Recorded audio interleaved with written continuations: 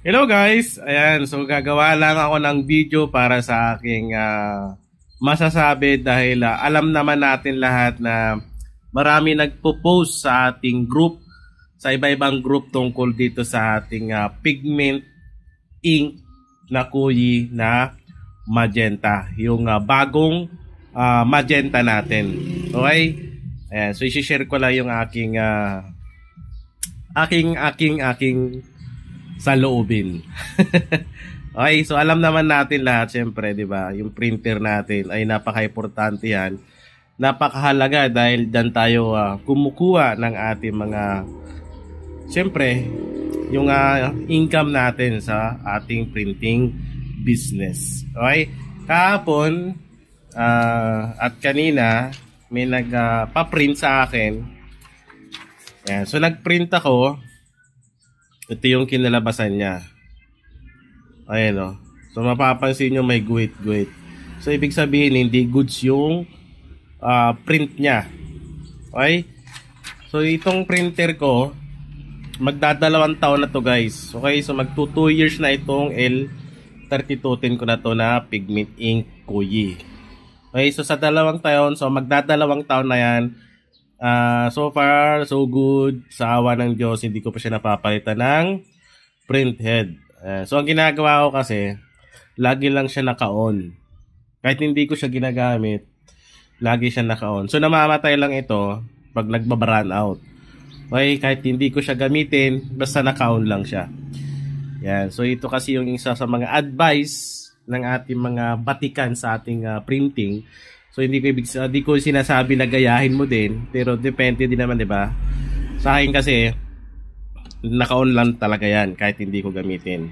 Okay, so magdadalawang taon na 'to itong printing ko na 'to. Ay itong L3210 na ito. Okay? So dito nakakaraang buwan na-experience ko na din yung ganito. Ayan. So putol-putol. Ibig sabihin hindi maganda yung pagkaka-print niya. Dahil dito sa ating di ko alam kung sa print sa head niya or dito sa ink niya. Okay? Ayan. So dito ito kasi yung gamit ko. Ayan. So ito yung magenta na new magenta. Pag bibili ka, ito na ata lahat kasi.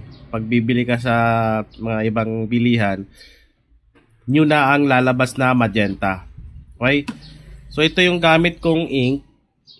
Ayan. Itong magenta na to ay last year pa ito. Hindi ko alam kung kailan nag-umpisa yung new magenta. Pero ito yung bote na to, itong bottle na to ay binili ko to nakaraang taon pa. Okay? Ito ata yung unang-una or last year pinakauna kong binili na ginamit ko dito. Same lang din naman siya sa lalagyanan. Di ko lang alam kung mayroong pagkakapareho. Pero parehas lang din naman.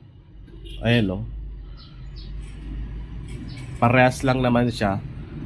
Yun nga lang, nung gumagamit na ako ng nung bagong new magenta, yun, na-experience ko na din yung na-experience ng iba. Yung iba ata kasi talagang nasisira yung print head. Okay, so wala akong sinasabi na nakakasira yung magenta. So sinishare ko lang din yung experience ko. So ginagawa ko, ni-head clean ko siya 3 beses, minsan pa nga umaabot ng 4 na beses eh. So pag nag-head clean ako, ganyan yung lumalabas oh. 'Di ba? Putol-putol. Yan. Pero pag nag-head clean ako, pag katapos noon mga 5 times o 4 times, bumabalik din naman siya sa ganito. So ibig sabihin hindi pa naman sira yung printed ko niyan. So yan no. First time printing 2022 11/08. So malapit na magdalawang taon itong L3210 na to. Ito yung aking na-print. Ayun no. Total pages 23,000. Kasama din kasi dito yan siguro sa counting yung Xerox niya. Basta print. Okay? So ito yung video natin para lang i-share ko lang yung sa akin. Na na-experience ko na din yung pagputol-putol. Yan. Di ko sinasabi na dahil sa magenta. sa bagong magenta. Share ko lang yung experience ko. So, di natin kasi maiiwasan yan. Yung marami talaga natatakot, kahit ako naman natatakot ako dahil ayaw ko yung masira yung printer ko. Pero yan kasi talaga ata yung labas ngayon na kuyi na pigment, yung new magenta. Di ko lang alam kung bakit new. Kung anong pagkakaiba ng sa old. Sa old data, wala natin nabibili. So, di ko lang alam. Okay? Ayan. So, nakakasira nga ba ang magenta? Yun ang sabi ng iba. Yung naka-experience talaga. Hindi naman natin sila masisisi dahil na-experience nila na masira yung printer nila. Nagamit nila yung new magenta. So, yung iba, nagsiswitch na sila ng ibang ink. Gumagamit na sila ng ibang ink. So, pinapalitan nila yung print head ng printer. Yan. Sa akin naman, sana wag naman dahil siyempre, mahalaga yung printer natin. Okay, so sa gumagamit ng magenta ngayon na new, so observe nyo na lang kung ano nga ba yung epekto. Kasi di naman lahat ata naapektuhan ng new magenta. Okay? So experience ko lang din naman to sa akin. Mula anong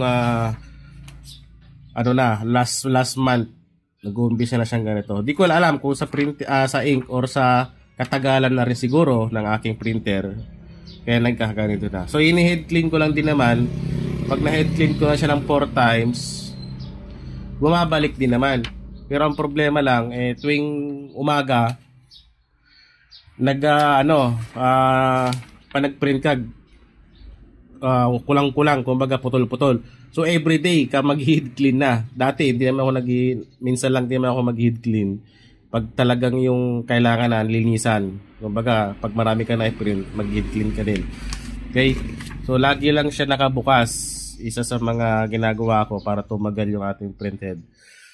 Ito naman, wala namang problema kasi sublimation ink yan . Pero sublimation nito na ink ay kuyi din. Okay? So dyan kasi ako nasanay mula noon. Yung mga isang printer ko pa, pigment ink kuya talaga. Ito lang talaga lumabas na issue. Yung bago ngayon na new magenta. Okay? So comment lang guys pag meron kayong mga tanong na pwede nating sagutin pag alam ko yung mga sagot. At share nyo na rin yung inyong experience sa new magenta na pigment ink kuyi. Okay?